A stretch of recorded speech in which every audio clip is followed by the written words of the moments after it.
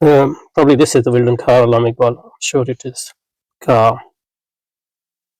Allama Iqbal is referring to H. Wildon Carr. Herbert Wildon Carr, born in 1857, a bit older than Allama Iqbal, 1931. Born in probably Britain. He actually died in Los Angeles, United States. Yeah. A British philosopher.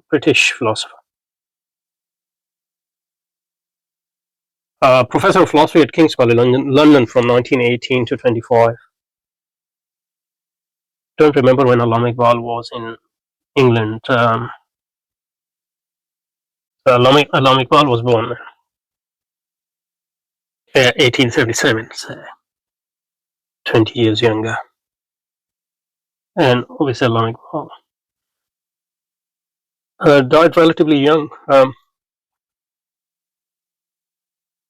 Allama Iqbal was in England. So Allama Iqbal did his first degree from Cambridge in 1906. So he was in England, and in 1907 he went for his doctorate to Munich. That's when Allama Iqbal was there. And so that was before he was professor.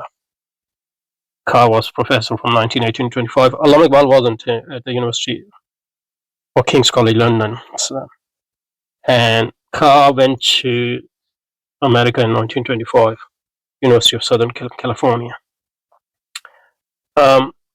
This Encyclopedia of Britannica, I don't know how reliable it is, says that he was an advocate of Bergsonian vitalism. So that makes sense because Allama Iqbal is very much influenced by vitalism and Bergson. I think he is not influenced by Bergson, but it's rather more correct to say that because of his vitalistic views, he was attracted to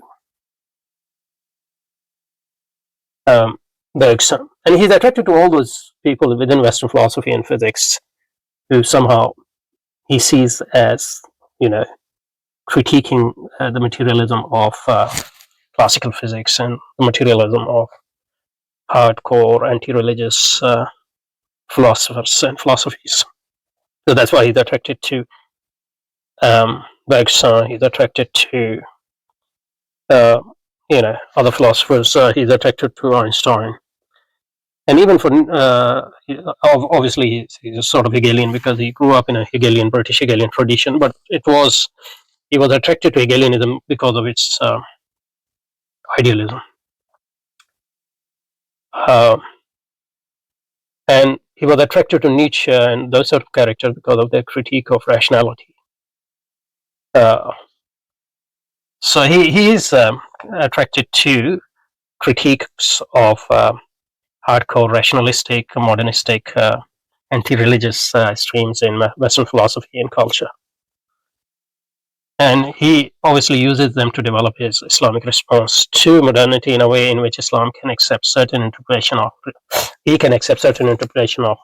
modernity and then reconceptualize Islam according to that, which gives Islam a place within the world historic progressive march of a positive modernity, according to him. Okay, so I got distracted, but H. Carr, or what's his name, Wildon H. Carr. So he believed in, he advocated Bergsonian vitalism, and he combined it with monadistic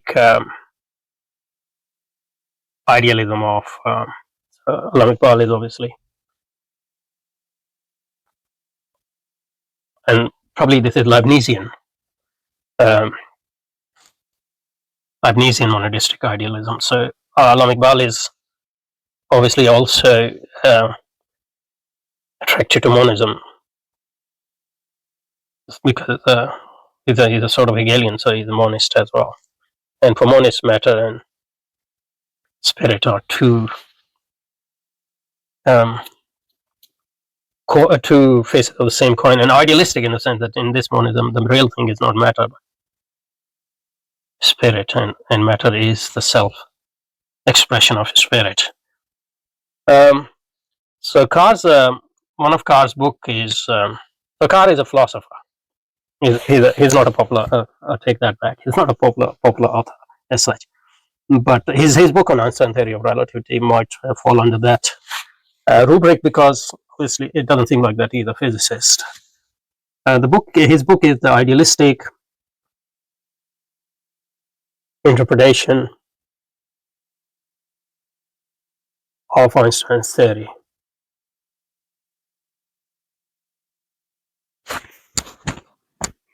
I don't know whether Einstein had any time for Hegel, but Einstein obviously read Kant when he was very young, and he kept his appreciation of Kant. But as I said, he was a Spinozist. So in that sense, he wasn't idealist, but Spinoza's philosophy is monistic as well. So Spinoza is more of a material. It's hard to say what the actual substance for Spinoza is, but for Spinoza, matter and mind are two modes of that one same substance. But it's generally, I think, it's a bit far-fetched to regard Spinoza as an idealist. If you have to choose something, he would be rather materialist for whom there's no basic dichotomy between matter and mind. So Carr was, which declared that the theory was in complete accord with idealistic philosophy, not realism. Carr stated that my theory of knowledge is idealistic and even solipsistic, and my theory of existence is vitalistic. He defends creative evolution as an idealistic principle applied to philosophy of positive science. He argued that materialistic and mechanistic principles fail to explain the intelligence of organism. He has been described as pantheist. So it makes sense that Allama Iqbal was attracted towards Carr's book, even though he's writing a cautionary note here on his claim. Anyway, so let's go.